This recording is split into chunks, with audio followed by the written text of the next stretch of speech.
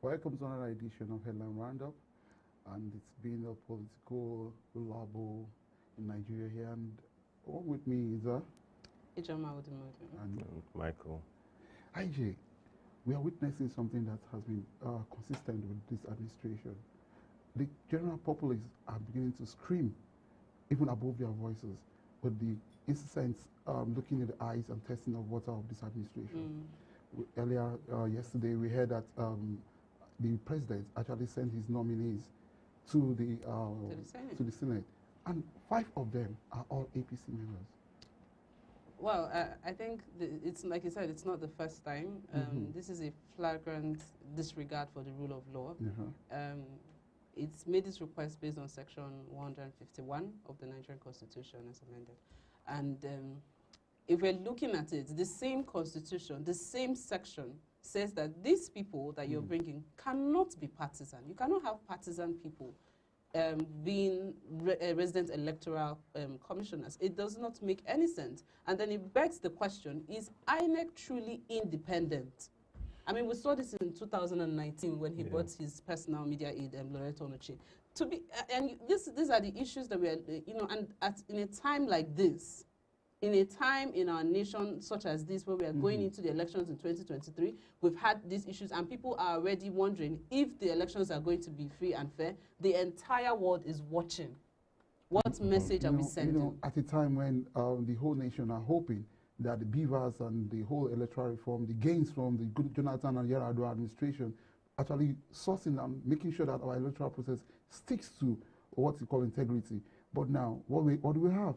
We have a government who has actually seen it to actually damage all the gains from the past administration. And you see, you have a former APC gubernatorial aspirant as one of the nominees. As one of the nominees. And you could actually say that this government does not even have this sense of insensitivity, that sensitivity to what the populace are talking about. Because you cannot be sending in your cronies to INEC. INEC needs to be independent. Can we say INEC is independent when you're sending your cronies in there? The president himself was a product of an independent INEC. I mean, in 2015, 2014, the elections that brought about President Buhari was free and fair. This was the first time we're seeing a democratic handover defeating an incumbent. Because the good Lord Jonathan saw it to make sure that they reform. To uphold democracy against personal interest. And it makes you wonder, for someone who says that he has no interest in, the 2023 elections. I mean, this is his last tenure. He's not going to run for presidency again. He has held the highest political office in Nigeria. You wonder what it is. It's like the APC government is showing us one desperate action or act after another. I mean, it's clear. It's clear that they're scared in a way. Because at the end of the day, why don't you go and test your popularity with the votes? And like you said, not put your cronies into INEC, which is quite obvious at this point. Well, viewers, more of these are coming up. We're having a guest in the set today, and we'll be discussing more on the headlines after this break.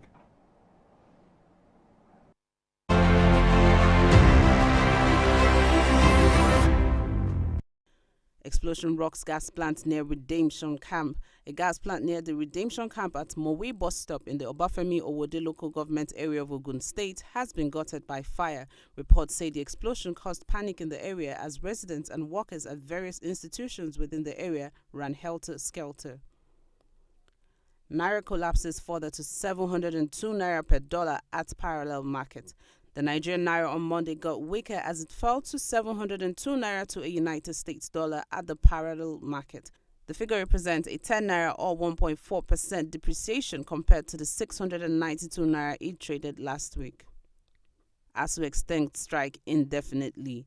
The Academic Staff Union of Universities, ASU, has extended the ongoing strike indefinitely after government failed to meet its demands. Sources from ASU special NEC meeting said there is no going back until the government finds reasons with the union. Appeal Court returns Delta's Speaker, Oborevwori Sheriff, as Delta PDP governorship candidate. The Court of Appeal in Abuja has restored the Speaker of Delta State House of Assembly, Oborevwori Sheriff Francis Orowedo, as the governorship candidate of the People's Democratic Party in the 2023 governorship election in Delta State. Court strikes out federal government's extradition application for Abba Kyari, states reasons. Ruling on the matter, Justice Iyangeku said the application failed because there was already a pending case in the court by the NDLEA before the application for extradition. AtikuLive sealed deals as Senator joins PDP. Former Kano State Governor Ibrahim Shekarau has officially moved back to the PDP. The ceremony, which held in Kano, was attended by Atiku Abubakar, the PDP presidential candidate. 2 Air France pilots suspended after cockpit fight. 2 Air France pilots were involved in an in-flight altercation and exchanged inappropriate gestures while in the cockpit of an A320 heading from Geneva to Paris, the airline confirmed on Monday. Ross Barkley leaves Chelsea after failing to impress. Barkley was on loan at Aston Villa last season but returned to Chelsea last term. He made only 14 appearances after his return.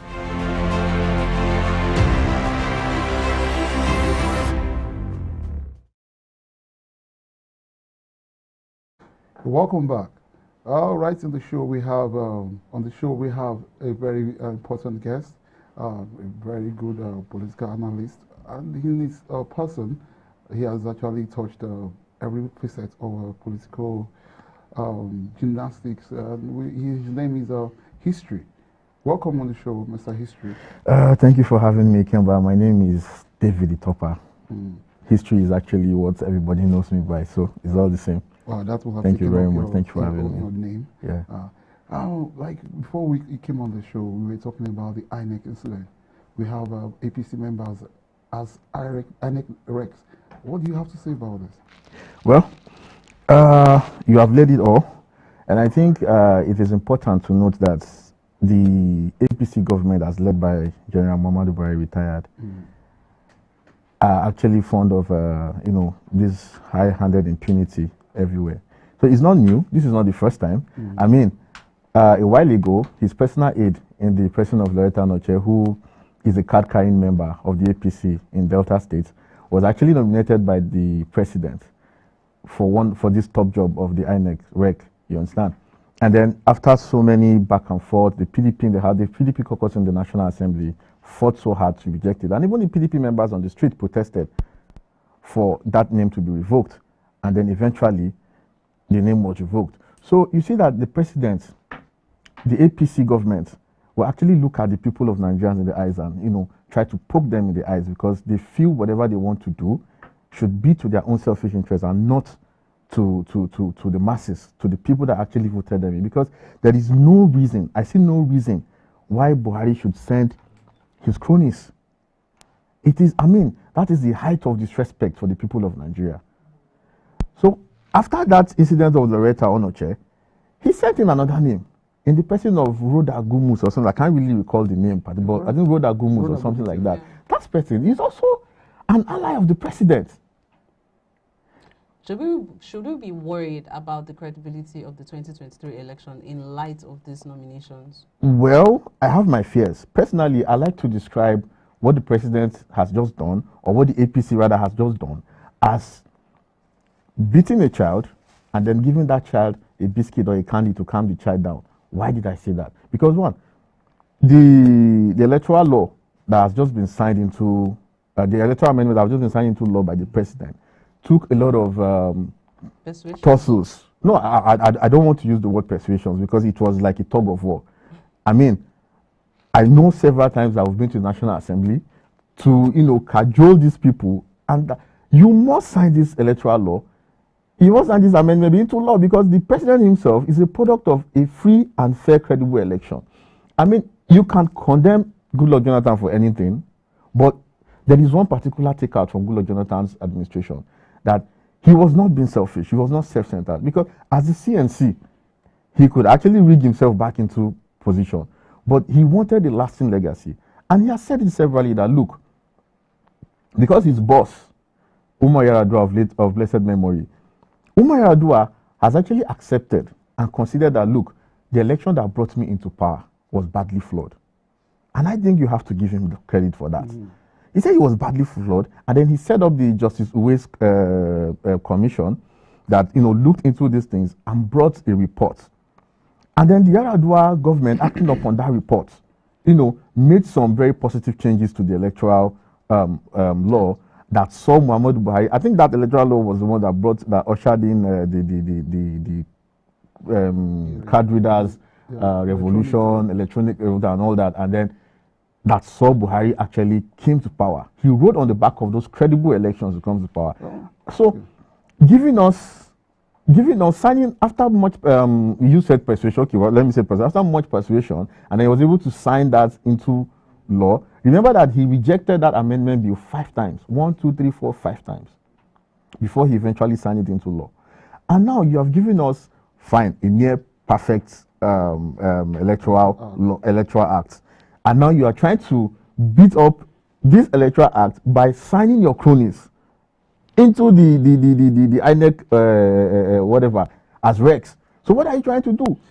Sorry, Mr. History. Like taking you on Justice Ways Committee, let's also take it a cue into Justice Onogen's removal. It was a few weeks to the election, and he was unconstitutionally removed. Are you seeing a kind of repeat of this inconsistency in his attitude? Because this is a person that has looked at the rule of law and has said, no, I wouldn't follow it. Are you seeing a kind of repeat of this? Well, in the APC, you never know what to expect. But one thing I can tell you is that whatever the APC are up to, be rest assured that the vast majority of Nigerians are also equal to the task to resist whatever plans they have to go against the Nigerian people. So Nigerians are ready, because Nigerians know for a fact that these people are up to no good.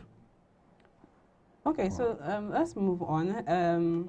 Explosion rocks gas plant near Redemption Camp. I mean, recently we've seen a lot of explosions, gas explosion across Nigeria, from Lagos to Jigawa to Kano to Anambra to Abia State.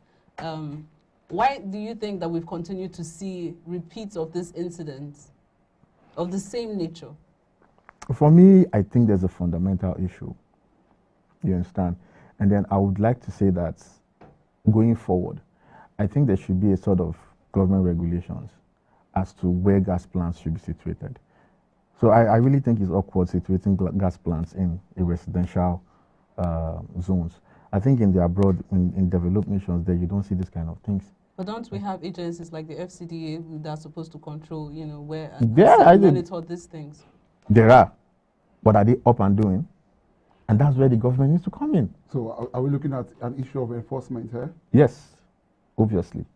Because sometimes you just drive by and then you see a filling station just opposite or directly behind, a secondary school, a school arena. I mean, these things are not just right. Some things are not just right in this country. Like you rightly said, you pointed out there are agencies to oversee all these things. But the problem now is enforcing the law. So we have an issue of enforcement here. So who is to enforce the law here? Who else? Not me, of course, the government. So moving on, we are looking at the issue of the economy. Yes. And the economy is something that actually touches every person. The Naira has fallen below what the benchmark everyone will be thinking about at this time. The dollar is actually much moderated. And looking at the APC government promised to give us one naira to $1. And I think they meant 1,000. Oh, well, probably they missed a couple of zeros. They missed the 1 zeros there. I mean, it's projected to hit 1,000 before the end of the year, and it's currently at 702 naira at the parallel market. So, and so where is Buhari in all this? Well, we've had an absentee president since 2015. So I don't think Buhari is anywhere close to these issues. I mean, he has just shown that over time, the Naira has been fluctuating. In fact, it's like the Naira is on a free fall to the abyss. You understand? So, and then there are no proper checks. And then you look at the policies they have, the economic policies they have, in respect to the fiscal policies and all that. You see that they are just on a test and try, like a trial and error. Oh, if it works, fine. If it doesn't work, okay. Nobody cares. I mean, this free fall started in 2021, around about this time, 2021, with when they decided the CBN brought a policy that restricted or stopped entirely the sales of dollar. Yeah, dollar to bureau de change. And it follows that these people don't have enough. They couldn't manage this system.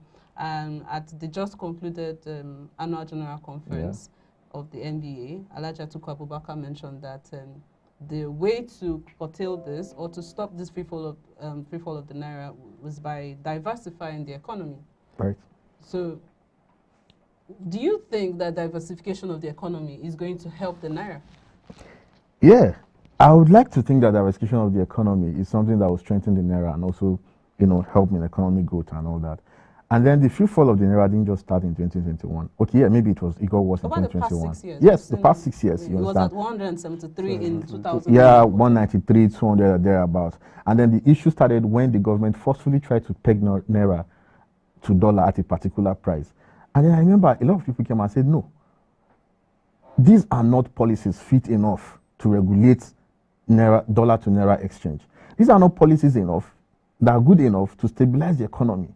You see, there are policies that allow for free market regulations to regulate the prices of these things. You understand, the exchanges of these things. So you can't peg it. And then at some point in time, we also heard that there are various exchange prices for various people, depending on on whose side you are in the cabal. So some people were getting for as low as 300, some people were getting for as high as 500.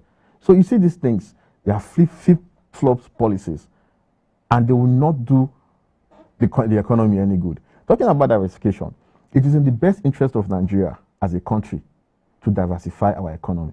Because if you look at what is happening internationally now, obviously people are taking a look into the future and are trying to build a life outside the oil. And so the earlier we start thinking about this, the better for us. So I think that the situation of the economy is, for me, is a welcome idea. Sorry to pick your thoughts on this. The current presidential candidate of the APC was in charge of the economy during the Obasanjo era. And looking at what happened in Egypt recently, where a minister for finance, who also doubles as the energy minister, was sacked. And looking at our own vice president, Professor Shibajo, is also. Are you looking at somebody should be leaving his office by now? You see, Nigeria obviously has a problem of getting away with issues. You understand? Now, people are in office and people are not equal to the task, and then nobody is calling their attention to do their job. You understand? So it's like anything goes. There's this popular saying in the streets, anyhowness. That's how this government is. It has always been like that since inception, since 2015, when this government took over the helms of affairs of Nigeria. You see people that are clearly incompetent, people that ought to have taken responsibility for whatever actions they must have taken, but no.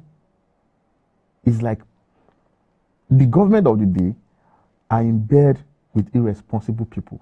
It's like the government of the day are in bed with rascals.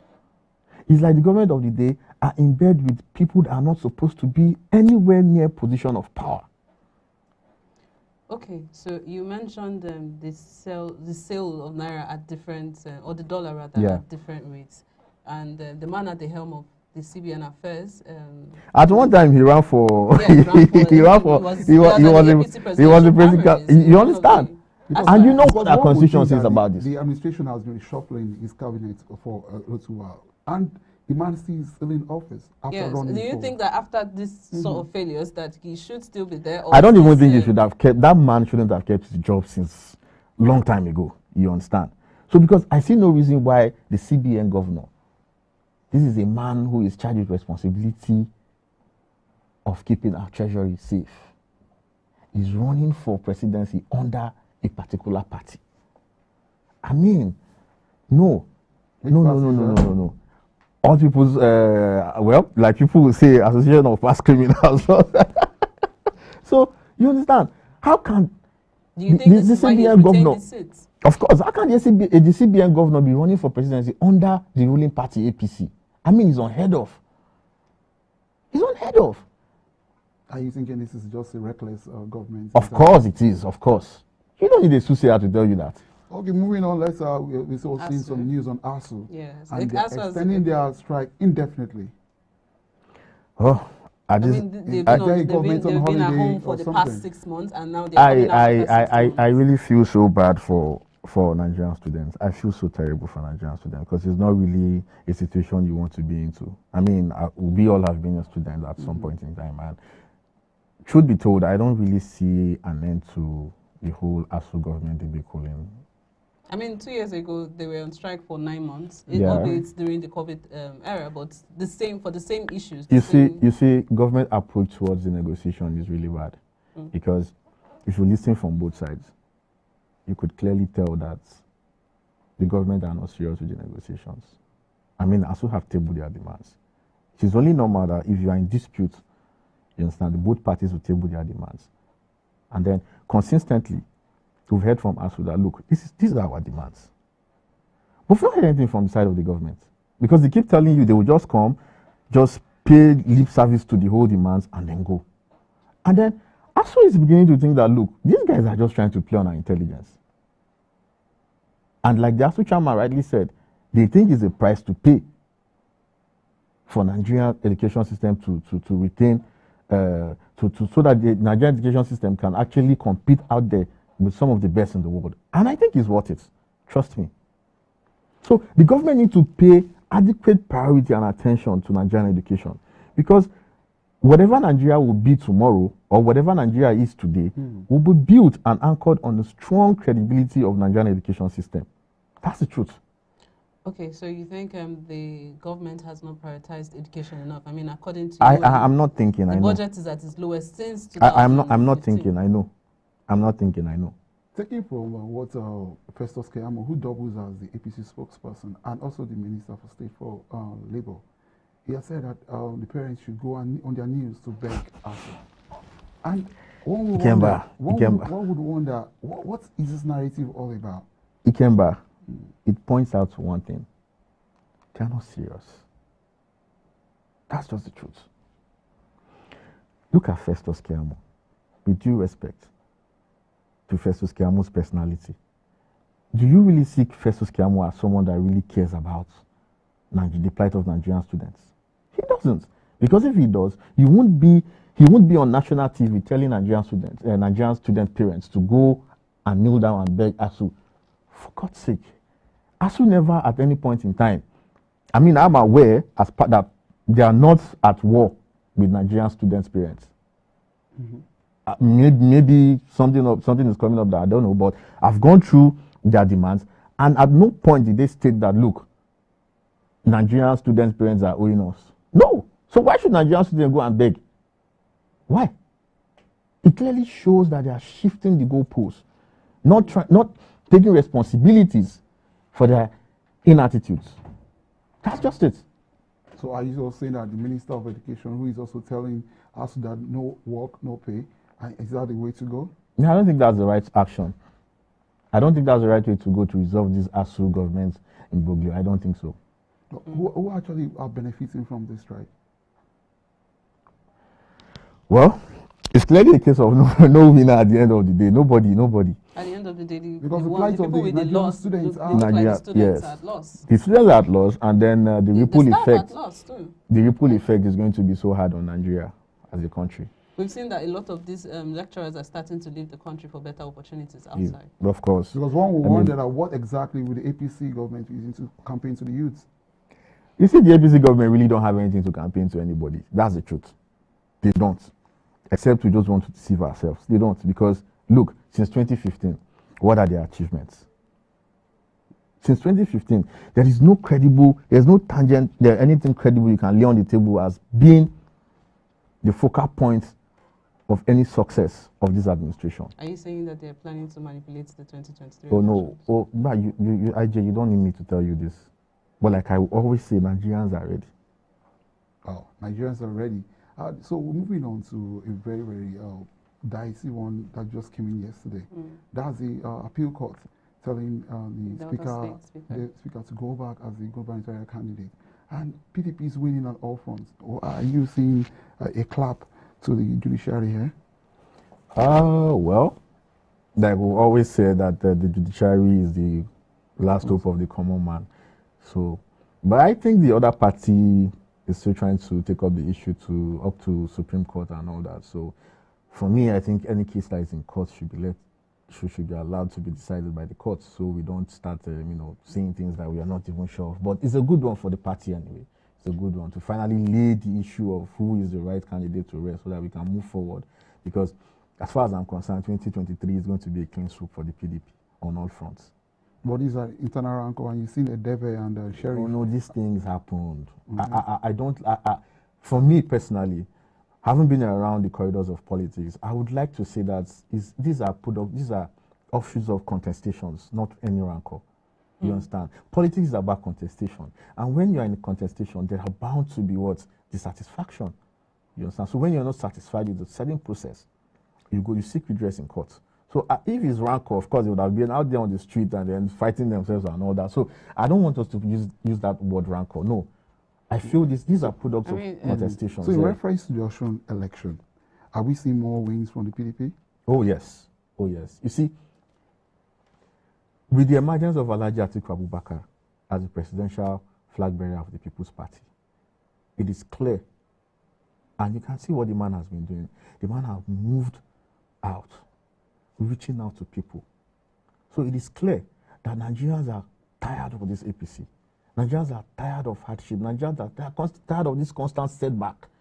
So Nigerians are ready to reclaim their mandate through the person of Atiku Abubakar, who is a man of multiple competence, a man with on-the-job experience to rescue Nigeria from the current rut that we are in now.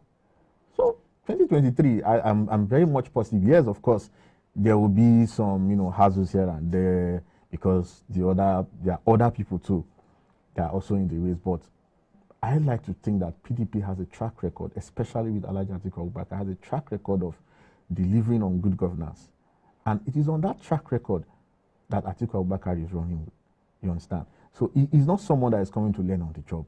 And that's the reason why you are seeing people of note keying into this agenda. Because with Atiku, with the PDP, you know what to expect. Okay, let's look at the Abakari story. I mean, earlier in March, we saw the federal government approving the request of the United States government to extradite him to the U.S. And we have the court now setting aside this, they're striking out the federal government's requests to extradite him. Yeah. If you look at that judgment, basically, see, it was stated that Abakari had a case in court before that of the extradition came in. So I think what the court is basically trying to do is settle the initial case in court with the NDLA before going on to that of the extradition matter. I think that's what they're trying to do. Was the federal government not aware of this case before? Would the federal government ever claim to be aware of anything? Are we not in Nigeria? So that's okay, but I know he will answer. The man will answer for his. He will answer for his offense, whatever. If he's not guilty, the court is going to clear him. If he's guilty, I'm sure the law will take its course. So, are you looking at Hush Puppy also looking at Abakari right now and saying, "Wow, is this man going off this hook or something?" Well, I don't want to look at it from that angle because I believe that the court will do what is needful. I mean, if their satisfying evidence is enough, I'm sure they will do the needful. And you don't feel that there's a foul play going on at this time? I don't know. I don't think so. I don't think so. Mr. Ishi, we'll leave you on that and go to the event that happened in Kano yesterday, where we saw the Senator Shekarau coming back to the PDP. Dropping his NNPP senatorial ticket. That's a very big one, I must say. That's a big fish, I must say. And I would like to congratulate the PDP family worldwide. I mean, a man of Shekarau who has been a 2 times governor, a former minister, and a senator of the Federal Republic. I like to think that he's a big fish, you understand? If you look at his political trajectory, he's not someone you want to ridicule, you understand? He's coming with lots and lots of plus to the party. So the party's chances of winning 2023 just got higher. You understand? This is a man that was a school principal, delved into politics, won Kano State gubernatorial elections, defeated Kwankwaso and Ganduje. Then, and I want you to understand that Shekarau was actually the first person to run 2 terms straight, 8 years in Kano State. as a governor. So, and look at Shekarau. Shekarau is a selfless man. I mean, I would like to say that Shekarau is playing a sort of hero game here because he has a ticket of NNPP going to the Senate. Yes. And then he dropped all that. So he has seen the bigger picture. He has seen that, look, the mess Nigeria is in now is not about selfish interests. It's not about what I want to be. It's about supporting the right candidates that can bring out Nigeria from this mess. It's about supporting the right candidate and the right party to take Nigeria to greater heights. And who is that person? Atiku Abubakar, of course. So for me, I think it's a very big plus. So, you know, this is political season. There are bound to be banters here and there, people trying to, you know, throw mods into whatever positives and gains that the party must have achieved. But let me tell you the truth. Shekarau is a big fish, and we are proud to have him back into our folds. Okay, so we're looking at Kano State in view, and this really breaks up the vote. What is the prediction? Where do you think Kano State will go in 2023? Look, seeing as Ganduje is a big ally of Tinubu and the NNPP presidential flag bearer, his stronghold is in Kano as well. And then with this alliance with Shekarau, how do you see the votes going in 2023? Well, the truth is that it's really going to be tough. But at the end of the day, I see my party, People's Democratic Party, coming out tops. Not to sound, you know, immodest, because, yeah, there is always an agenda, whether you like it or not. You can't take that away from Nigerian politics. And like I said clearly earlier that, look, Shekarau had defeated Senator Kwankwaso to that ticket to become the governor of Kano State. And because Shekarau was there for 8 years, he knows his onions. He knows Kano in and out. Remember, he was a school principal. So he knows Kano in and out. He knows the politics. He knows the people. And you saw what happened yesterday. The people are rightly with him. That was not a rented crowd.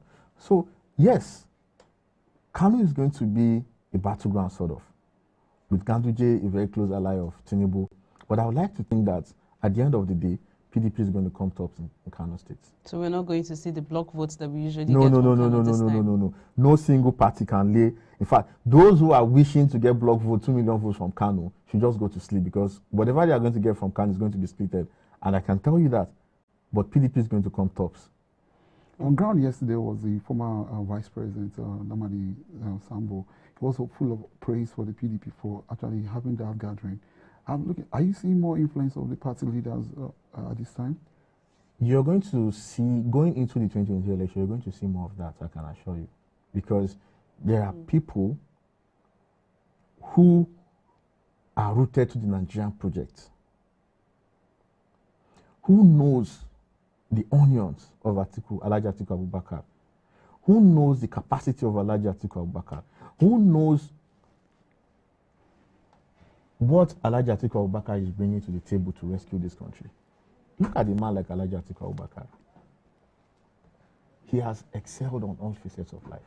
He has achieved all that there is to be achieved. So he means well for the country.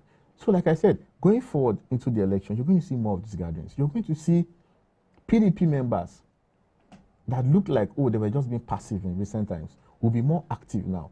So it wasn't any surprise that the former Vice President of Nigeria, the person of architect Namadi Sambo, was in the occasion yesterday. You're going to see more of those gatherings. Nigerians are going to see more of those gatherings that will translate into votes. Looking at this influence and the strategic move, are you looking at more alliances for the PDP? Well, in politics, in this game, you really can't throw anything out. So I know the party is reaching out to people, reaching out to leaders, and reaching out to, because you need this is a Nigerian project. You understand? It's not just a party project. So you're going to see more of these alliances coming up in good time. Thank you very much thank you for joining us. The take home there is that anything is possible in politics. We take that from Mr. History, and thank you for coming on the show. We'll hope you come on the show next time when we'll call you. I'm always available. Right now we'll take a little short break, and when we come back, we'll have the foreign scene with Peppo. They pay people pension. He's with the youth. He know they seek attention, carry us along and show us the direction. We need a leader that can manage the economy, so that Nigeria itself will begin to make more money. This na person wey go give us peace and harmony. Get your PVC, this one will be small warning. Him fit stop all the shooting, kakakaka, boyaka. Our youth need jobs, they need money to do data. I'm feeling you, Magneto, this na true matter. Now who you dey talk about? Atiku Abubakar. Hello, ladies and gentlemen. This is your captain speaking. Welcome aboard Flight 2023 AtikuLive 2023. I have my co-pilot here with me, Dr. Ifeanyi Okowa, keeping track on all navigation systems. Our destination is a united Nigeria. Right now, we're cruising at 2022 feet above sea level. Before we arrive at our destination, let me give you a brief update on what to expect at our destination. Number 1, the temperature is going to be hot on security issues. 2, the people are going to be better educated, and the educational system and healthcare will be accessible to every citizen. 3, the economy is going to be thriving and booming. And of course, there'll be true federalism. This and many more to be expected for a united and prosperous Nigeria. So sit back and relax, and before you know it, if we all join hands together, we shall arrive at the new united Nigeria we all dream of soon enough. My name is Atiku Abubakar. As one, we can get it done. They pay people pension, he's with the youth. He know they seek attention, carry us along and show us the direction. We need a leader that can manage the economy, so that Nigeria itself will begin to make more money. This na person wey go give us peace and harmony. Get your PVC, this one will be small warning. Him fit stop all the shooting, kakakaka, boyaka. Our youth need jobs, they need money to do data. I'm feeling you, Magneto, this na true matter. Now who you dey talk about? Atiku Abubakar. Hello, ladies and gentlemen. This is your captain speaking. Welcome aboard Flight 2023 AtikuLive 2023. I have my co-pilot here with me, Dr. Ifeanyi Okowa, keeping track on all navigation systems. Our destination is a united Nigeria. Right now, we're cruising at 2022 feet above sea level. Before we arrive at our destination, let me give you a brief update on what to expect at our destination. Number 1, the temperature is going to be hot on security issues.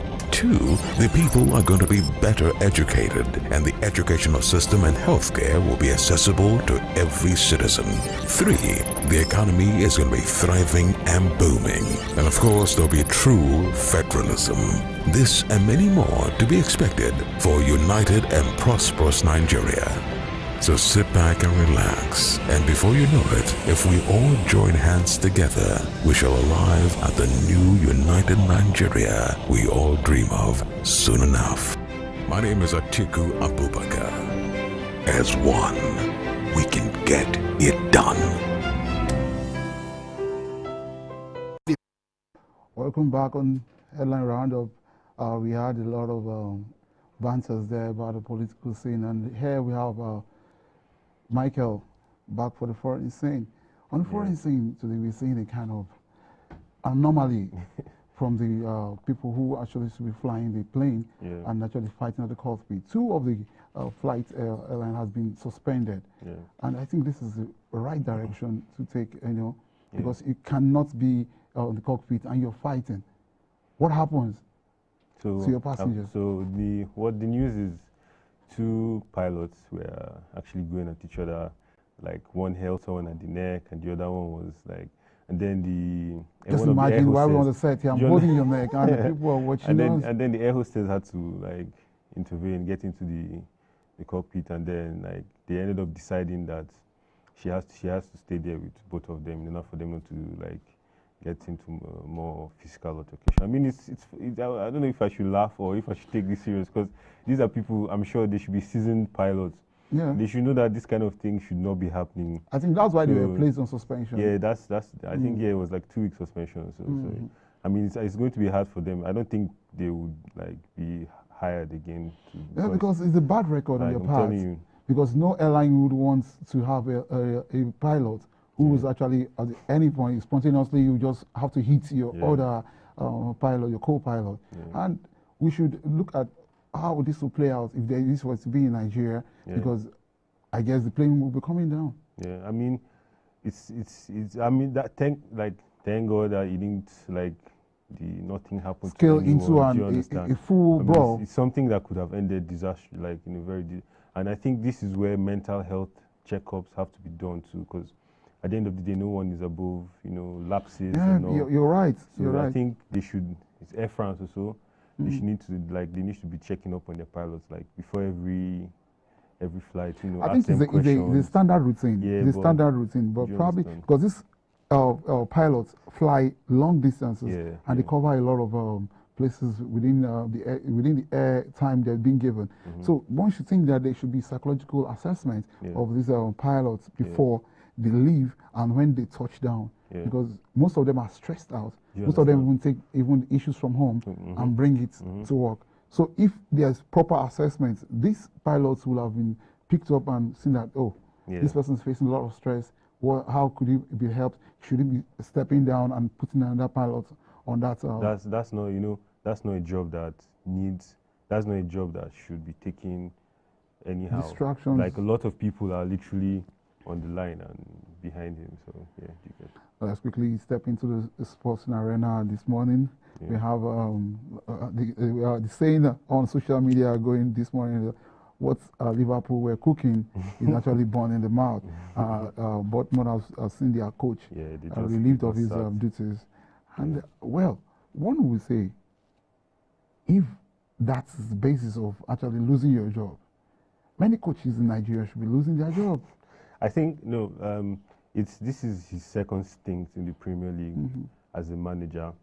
And both didn't really, I don't think it's about losing, but it's about how they lost. Like, they showed no fight, even against Arsenal. They took 4 goals in against, but they won the first match against Aston Villa. So maybe, a team that's just coming up, they don't want to take the risk of waiting till Christmas or January. By that time, it might be too late. Christmas might be too late. So there must be no gift coming in Christmas. So I think they're trying to get ahead of the disaster of, getting relegated. At the end of the day, it's football. If you don't get the results, you're going to get sacked. Yeah, Ross Barkley is leaving Chelsea, and when we are actually thinking that Ronaldo is coming, we have Ross Barkley edging out from Chelsea. Yeah. I think Barkley has had his own. He spent a lot of time in Chelsea. Also, when he went on a loan spell to Aston Villa, also came back thinking he was gonna, get into the first team, but unfortunately for him, it didn't work out. Conor Gallagher and the rest have been picked ahead of him. So I think actually, from being a Chelsea fan, I think this is actually making spaces for other players to be able to come in. Hopefully Ronaldo gets exactly, because we are all hoping that Ronaldo actually comes in and adds to the squad. And if this happens, well, yeah, that's much you can take today on Helen Roundup. We've seen on the political scene how the gladiators have been trying to align and are trying to get in touch with the people. We've seen that you cannot allow explosions to be happening in residential areas at this time. And you see that if you are actually looking at what is happening in Delta State,